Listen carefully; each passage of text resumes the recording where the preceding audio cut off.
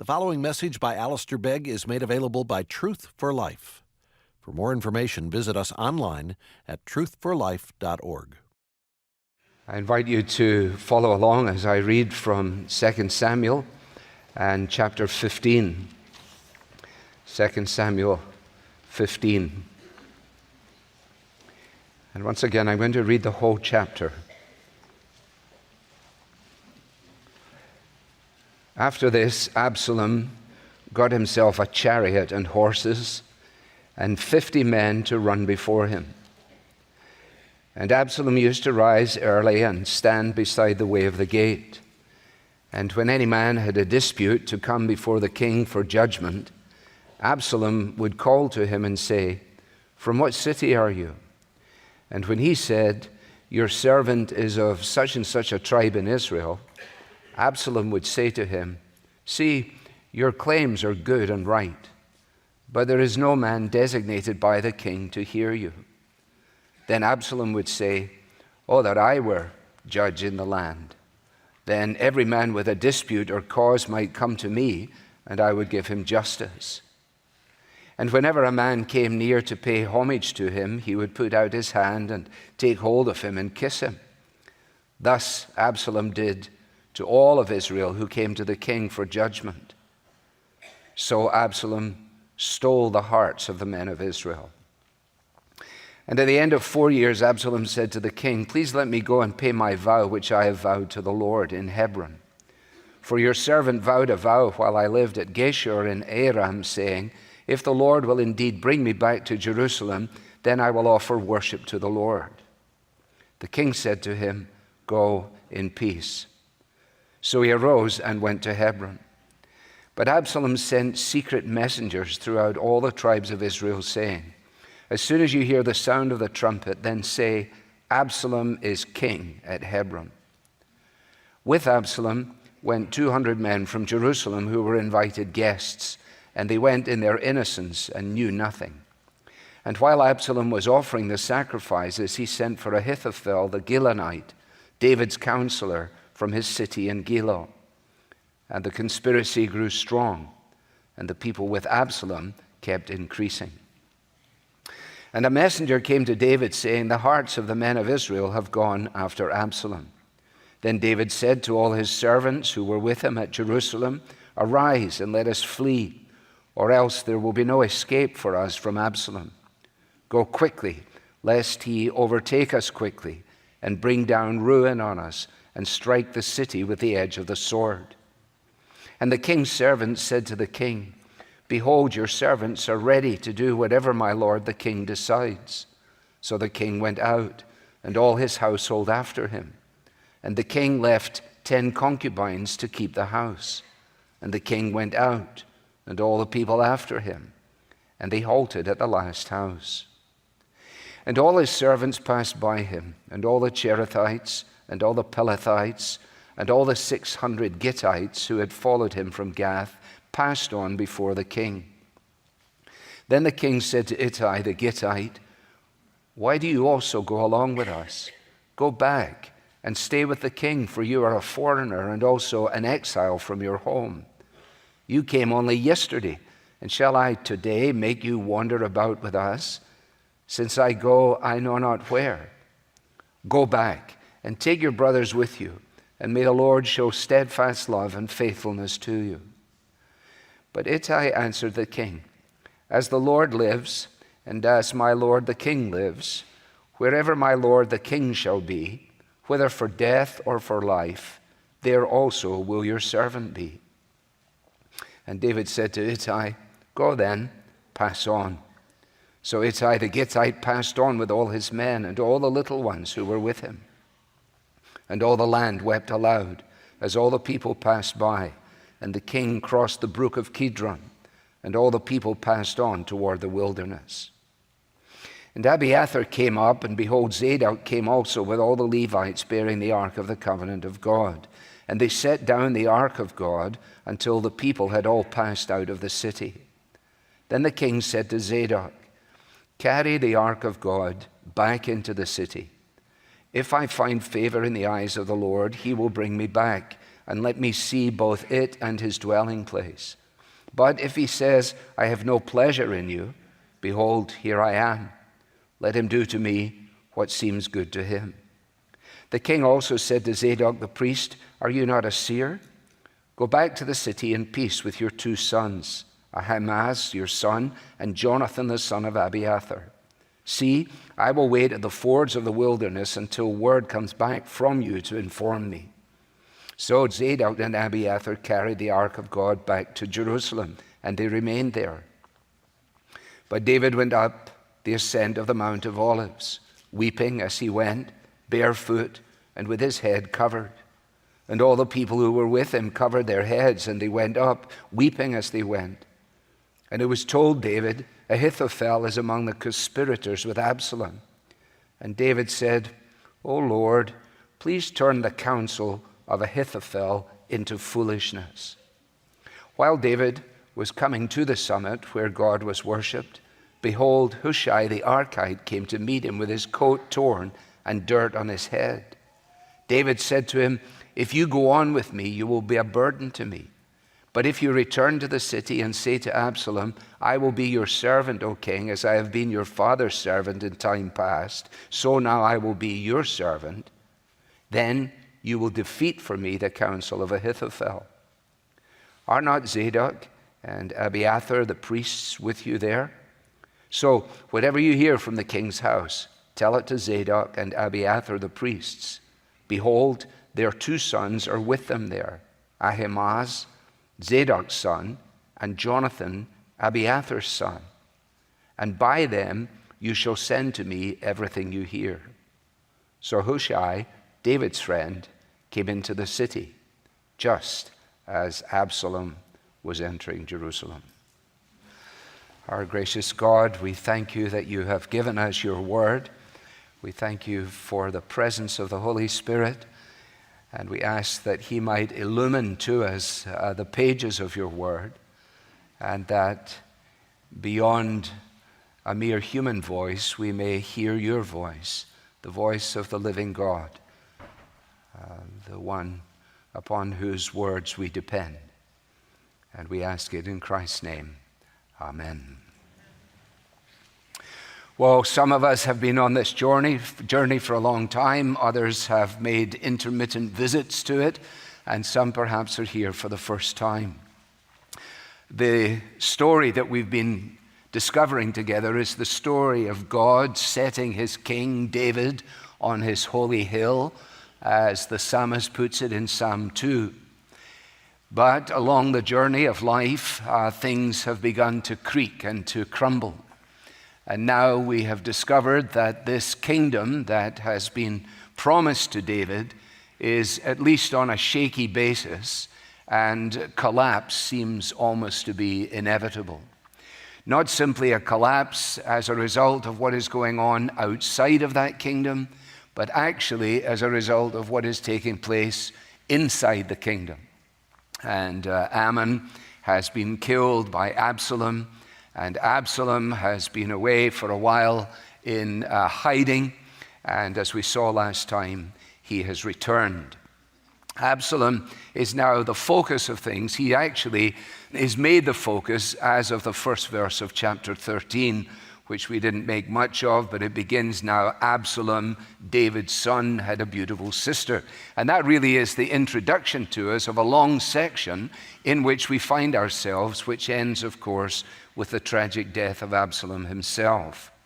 He is actually quite a patient fellow in some respects. He had waited for 2 years to avenge the death of Tamar, his sister.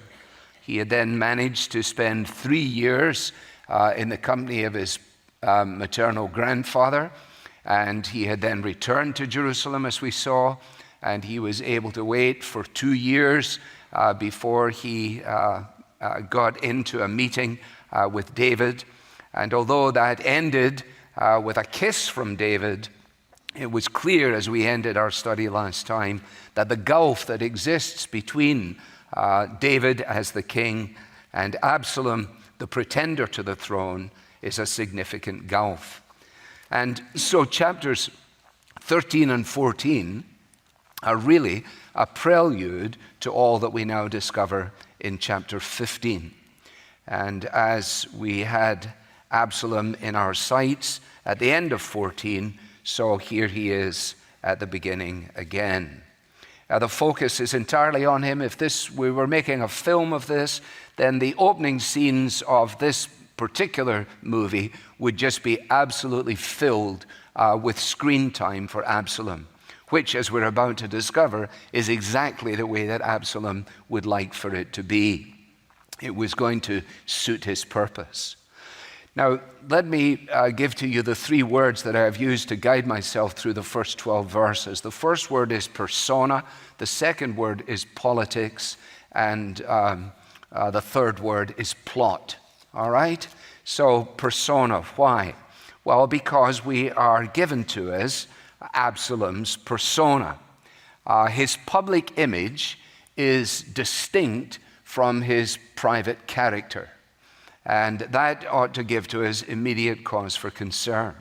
We saw last time, and again we didn't make much of it back in verse 25 of chapter 14, that there wasn't a man in all of Israel who was as talked about as Absalom when it came to being handsome, when it came to having good looks, when it came to being a striking personality.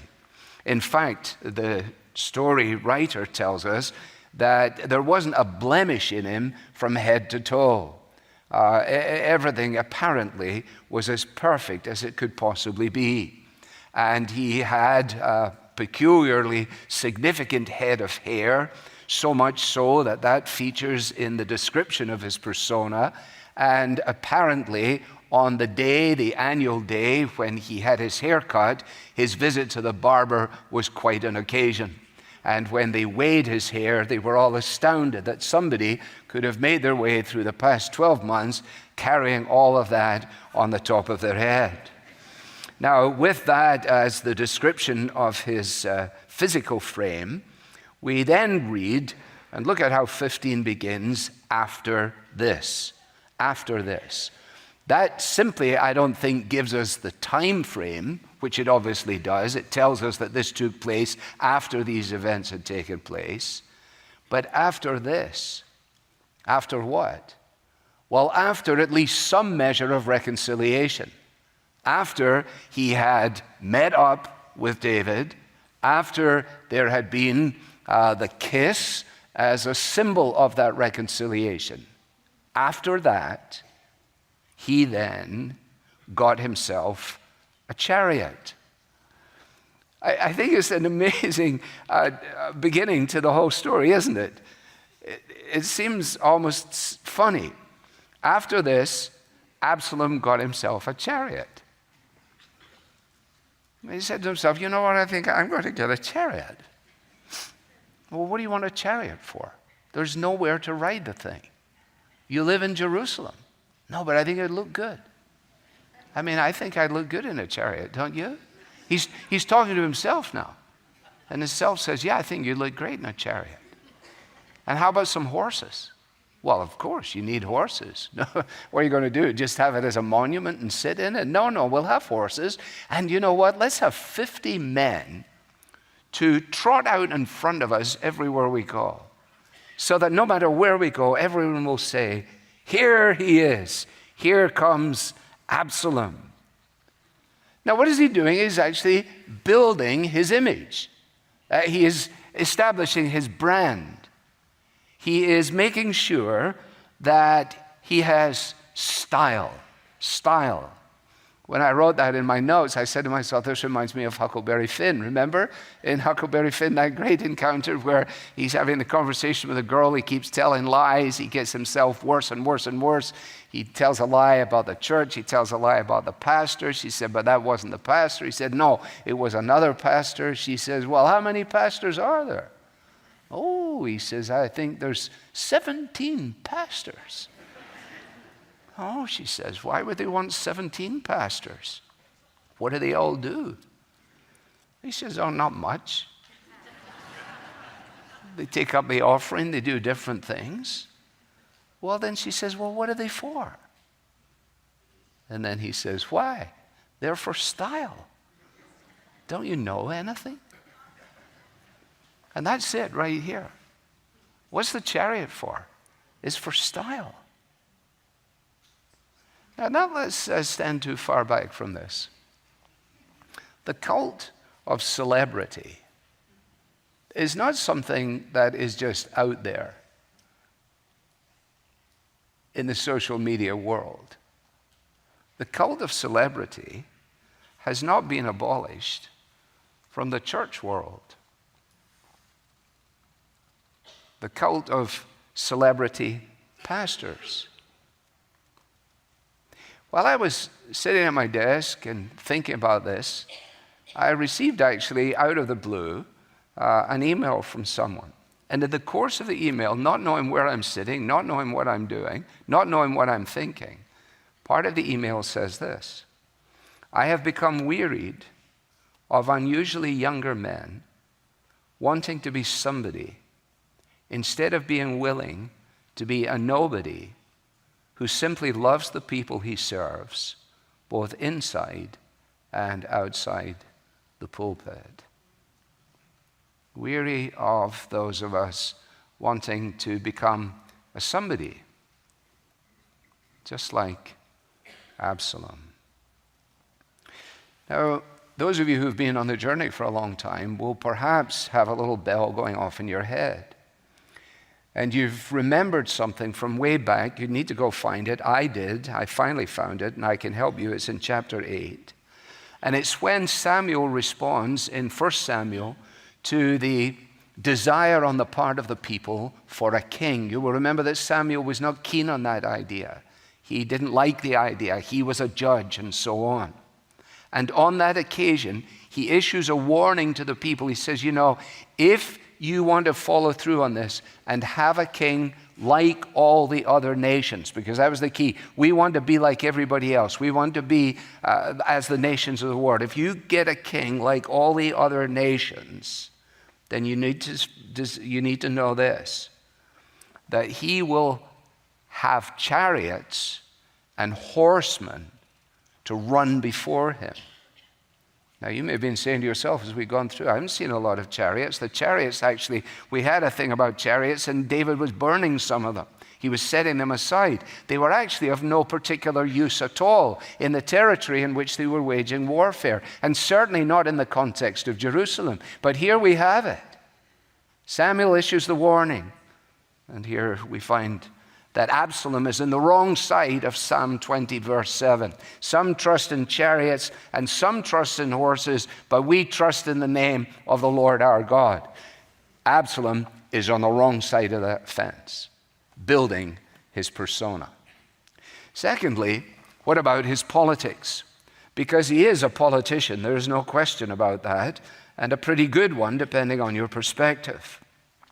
He is obviously there is more to him than simply creating news about him. And his objective is to usurp the role and the rule of his father. It is to see himself in the position of king. And you will notice that in verse 7 we're told that again his patience is displayed because for 4 years he was working to build his base. This doesn't just pop up out of nowhere where he gets a chariot and decides it's time to go. No, over a period of 4 years, he was working the crowd. He was laying the foundation. He was preparing for this opportunity. And we're told what he was doing. Whenever people came to the city gate, which was the place where the king would execute judgments, would deal with matters of justice and so on, Absalom decides, well, what I will do is I'll position myself in the thoroughfare that leads to the city gate so that when people are coming there looking for judgment, looking for the king, I will be able to intercept them. And that is exactly what he does. And we needn't work all the way through it. He says to them, from what city are you? That's there in verse 2. And when they answered that, he would say to them, you know, you have a very strong case. You have a very strong case, but you know what? You only have a slim chance of getting any resolution to it because, frankly, there's nobody here who can give you resolution to it. However, if only I were to become, notice very carefully, he doesn't say, oh, if only I were to become the king.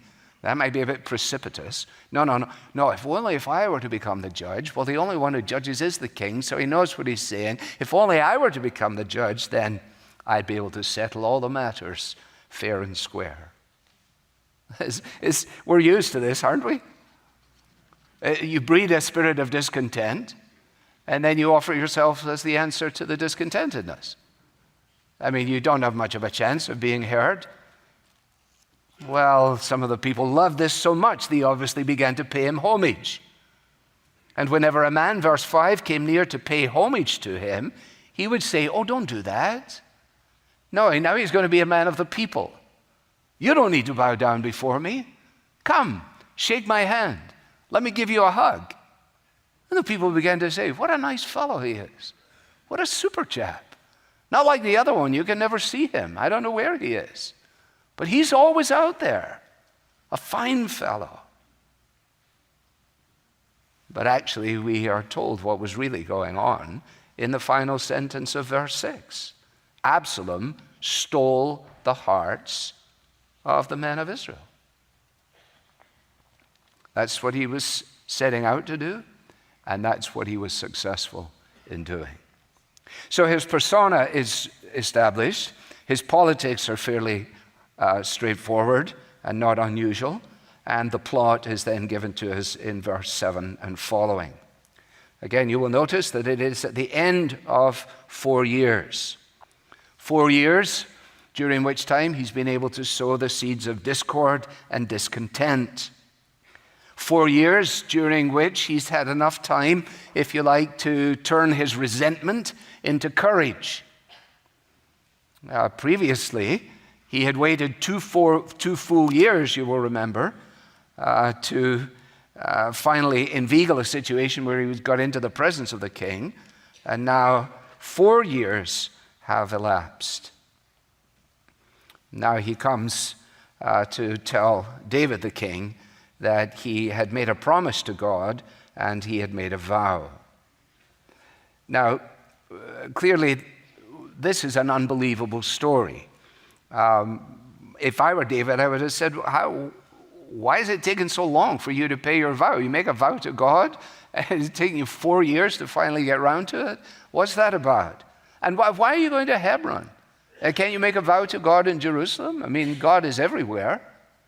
But there's no pushback. It's interesting, actually, because remember, in the sheep shearers incident, David says to him, now wait a minute, hang on. But in this case, it just flows through. Why Hebron?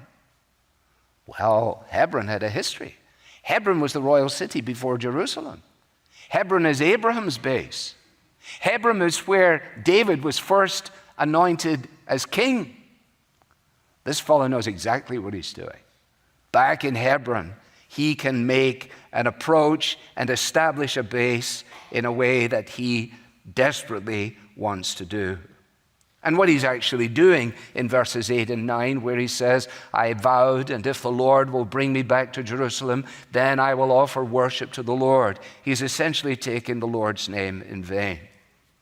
Actually, as I read it through, and you can check, see if I'm right on this, this is the last time he ever mentions God in the whole story of the balance of his life. The only time he mentions God, and he does so deviously. He takes his name in vain. Now, the response of David is striking, is it not? The king, verse 9, said to him, go in peace. This is either an expression of the trusting nature of David's character, or perhaps that he's just weary of the whole procedure, or that he is supremely confident in his own position. Choose one of the above. I've already made my choice. Go in peace. Do you want to know something else interesting? These are the last recorded words of David to his son. The last recorded words to his son. Shalom. Go. How ironic that he would be invited to go in peace when actually what he was going to do was make war, not love. And you will notice that he is strategic in what he's doing. Absalom sent secret messengers throughout all the tribes of Israel. So he's working the system. And he is making it secure so that when the right moment comes for the trumpet to be sounded, then the cry can go up throughout these various tribes, Absalom is king at Hebron. He takes with him, we're told in verse 11, 200 men from Jerusalem who were invited guests. They went in their innocence and they knew nothing. They knew nothing at all. But it also would have looked good. It would have looked as though he had a real company and so on. And then just to add to the corruption of it all, he has managed to secure Ahithophel, the Gilonite, David's counselor, as one of the key players in his strategy. Now, Ahithophel, interestingly, was Bathsheba's grandfather. And how it is that Ahithophel makes this shift from being a key member of David's cabinet to becoming part of this insurrection, it remains a question. Could it possibly be that Ahithophel resented the fact that David, the king, who is supposed to execute justice, did nothing to execute justice? In fact, what he executed was the very reverse. And the impact that it had on Ahithophel's family was going to be felt forever and a day. Well, I leave it with you.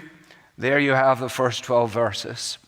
Ahithophel gives all of his skill, all of his experience that had been so valued by David and puts it at the disposal of Absalom and the rebellion. Well, what is the response? What is the reaction of David? If you're reading this through for the first time, and some of you may have just heard it for the first time, then you have the excitement of waiting to see what happens next. And in verse 13, we're told that David issues the command, arise and flee. Arise and let us flee. Now, let's not lose sight of the fact that David knew exactly where his security lay. David knew that his security did not lie in the cedar house that he had built for himself, which is what he's going to be leaving behind, right? Remember, I live in a really nice cedar house, and the Ark of the Covenant is only in a tent. And we did that some time ago. Now, his security didn't lie in his house. His security didn't lie even in the mountain of the Lord. In fact, if you want a cross-reference, and it's a helpful one, you can put your finger in the 3rd Psalm, because if you really want to know where his confidence lay, you can find out, because he pens the 3rd Psalm, which we're told is a psalm of David when he fled from Absalom, his son. So we're not in any doubt. O Lord, how many are my foes? Many are rising against me. Many are saying of my soul, there is no salvation for him in God. Here we go. Where's his security? But you, O Lord, are a shield about me. You are the glory and the lifter up of my head. Well, you say that should be enough then, shouldn't it? He knows that his security is not in the mountain. It's not in the house. It's in the Lord. So what are you running for? If you're secure, why would you run? Because he's sensible as well as secure. And he explains exactly why. Very, very clearly so. Let's get out of here because it wouldn't do for us to be besieged. Remember, he's a military commander. He knows You don't allow yourself to be trapped somewhere when the forces are coming against you. That's just not sensible. No matter how much you say the Lord is a shield about you, the Lord does not disengage your brains when he promises to you security. He expects you to exercise your wisdom, the wisdom that he has given you. And that's exactly what he does. And so he says we're going to prevent the possibility of us all taking down at the edge of the sword, verse 14. And in verse 15, his servants responding to them say, we are ready to do whatever my Lord the King decides. Actually, you might just want to notice the emphasis on king there in those 3 verses. It comes again and again. And the king's servants said to the king, my Lord, the king decides. Then the king went out, and the king left the concubines, and the king went out. Now remember, we've said that repetition when we're reading the Old Testament is there in order to help us grasp things. And so it's being said again. Remember, as you read this story, who the king is. He's the king, the king, the king, the king, the king. David is the king. He has been set by the Father, by God, on his holy hill. It is God who has promised him a house. Remember, you're concerned about a house for me? I will build a household for you. Keep that in mind and look again at verse 16. So the king went out and all his household with him. Well, the Lord has promised him that he will build his household. And now it looks as though the entire household is collapsing. One son is dead. The other one is seeking an insurrection. And so he says, what we're going to do is we're all going to go, but we'll leave these 10 concubines behind. Don't read too far ahead, but that was going to prove to be a really bad decision on his part, especially as it related to Absalom. But actually, the king goes out and all the people go after him. We're beginning actually to see the king the way he used to be the king. A little more decisive. He knows exactly what it is to be a fugitive. He's done well as a fugitive in the past.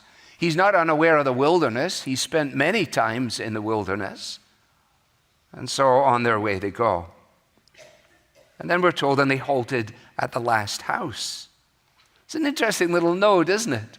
Again, you see, when we think about the way in which the story is told to us, there's nothing extraneous in it.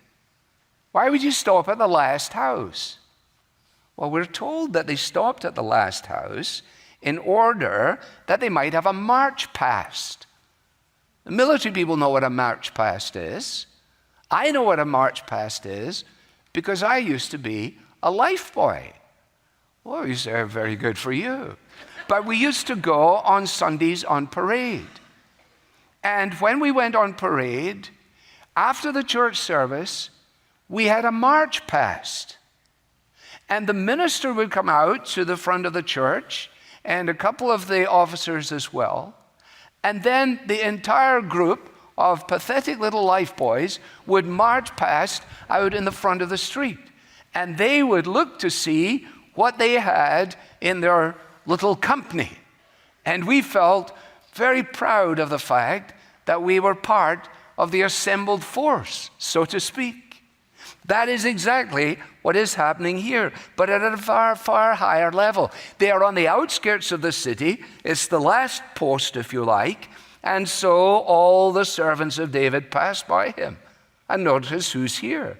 The Cherethites, the Pelethites, and 600 of the Gittites from Gath.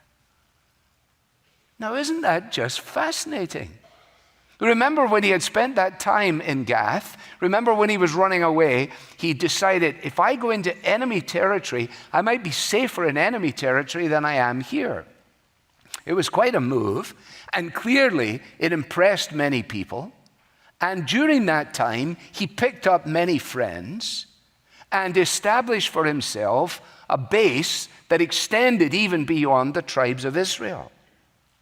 And what we actually are discovering here is that these foreigners, for foreigners they were were now actually more faithful to the king than the king's own people.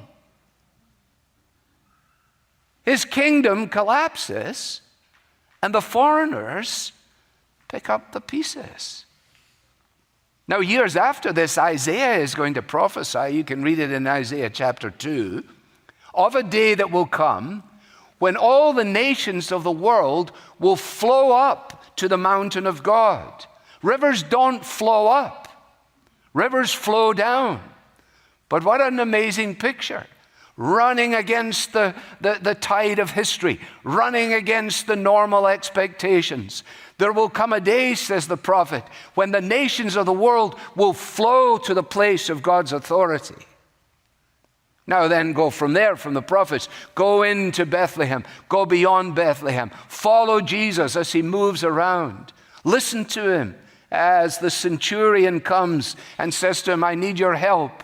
And Jesus responds to him. Remember, the centurion says, well, listen, you can just say and it will be fine, because I have servants, and I say to one man, go, and he goes, and I say to another man, come, as he comes. And remember what Jesus says. He says, I have never found faith like this in all of Israel.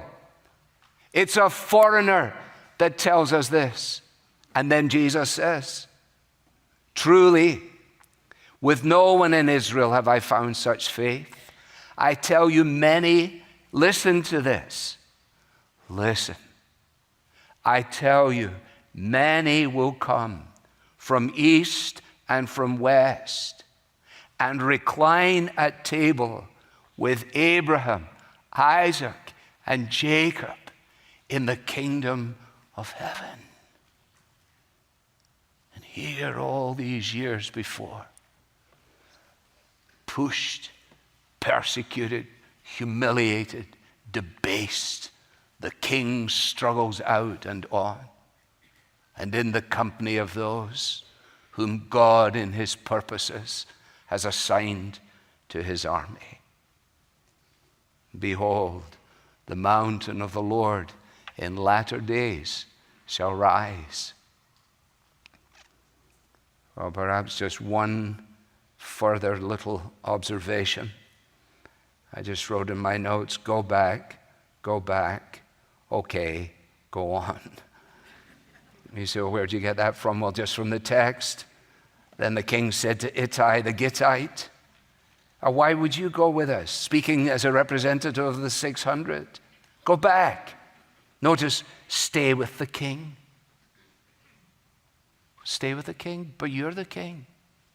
Well, not according to the people around here. He's the future. Stay with the king. You're a foreigner. You're an exile. You've only just shown up. And now I'm going to ask you to wander about with us. And I don't even know where. So again, he says, go back and take your brothers with you. And may the Lord show steadfast love and faithfulness to you. Because that's what you need. That's what you need. You need to know the covenant love of God. You need to know that God is steadfast. You need to know that God is faithful. Don't you feel that David is speaking to himself? When you press something on somebody, you say, you know what you need? You find yourself saying, this is exactly what I need. I need to be reminded of the fact that your steadfast love never ceases, that your mercies never come to an end, that you are the faithful God who has established me. I'm in this predicament now. There is no question about that. And a lot of it is all of my own doing. I made those foolish choices. I am in this mess. But you are a faithful God. Ittai, you need to know that. I'm concerned, Ittai, about your spiritual welfare. But Ittai, verse 21, said to the king, as the Lord lives and as my Lord the king lives, wherever my Lord the king shall be, whether for death or for life, there also will your servant be. And David says, well then, in that case, go on. So Ittai the Gittite passed on with all his men and all the little ones who were with him. And all the people and the land wept aloud. Well, we'll need to come back to this in the evening to do justice to the chapter. I think you would recognize that Ittai's statement there sounds a lot like another foreigner. Not a man, but a lady. You got her? Ruth, the Moabitess. Naomi says to her, go back. Go back. You come with me. I'm triple bereaved. Go back. She says, no. Remember, entreat me not to leave thee or to return from following after thee. For where thou goest, I will go, and where thou dwellest, I will dwell. Thy people shall be my people, and thy God, my God. Ittai says the same thing.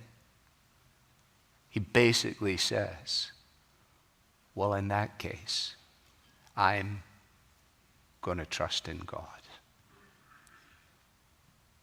Are you trusting in God? Your life?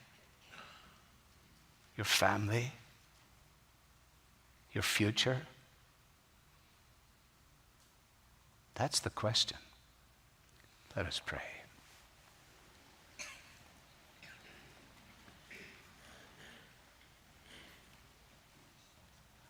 Lord, help us to lay hold of that which you provide for us in the food of your word. As we realize that we have here now something of an unfinished symphony, we pray, Lord, that you will help us that in the balance of our thinking we may ponder these truths. We live in a very political world, discontented and with solutions provided on all sides, with the pomp and ceremony of strategy devoid of character. Lord, help us to